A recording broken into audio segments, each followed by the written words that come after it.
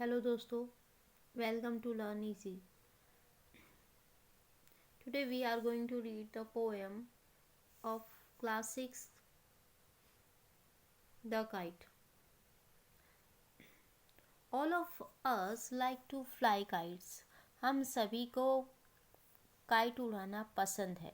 Have you ever try to fly one? क्या आपने कभी इसे उड़ाने की कोशिश की है?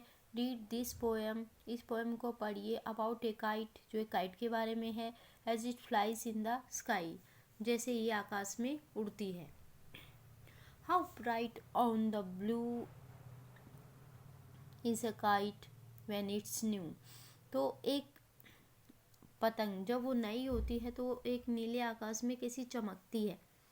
With a dive and dip, गोते खाती हुई। इट स्नैप्स इट्स टेल, और यह अपनी पूंछ को लहराती है।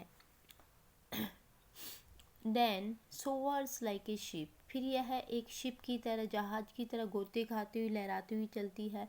विद ओनली अ सेल, एक हवा के बहाव के साथ। As over tides of wind it ride, जैसे कि यह हवा के लहरों पे राइड मतलब सवार हो। क्लाइंब टू द क्रेस्ट, और एक हवा के बहाव के साथ यह ऊंचे से ऊंचे स्तर पे चली जाती है। Of a gust and pulls, और यह और जाती है हवा के झोंके के साथ, और फिर पुल्स मतलब फिर हम रस्सी से इसको खींचते हैं।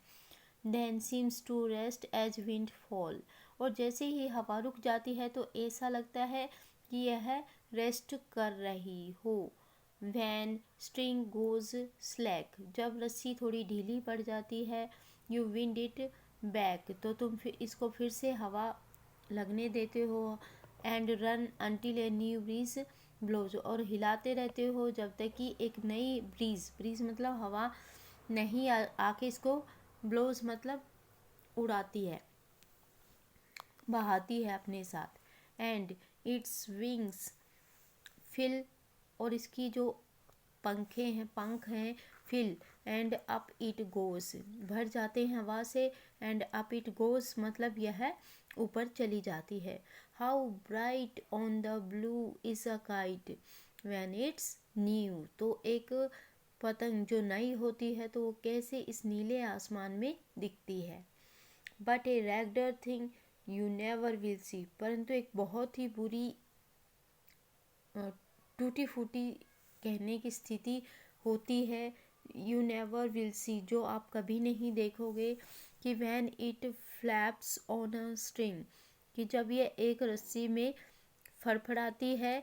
In the top of a tree, जब ये किसी पेड़ की टॉप पे अटक जाती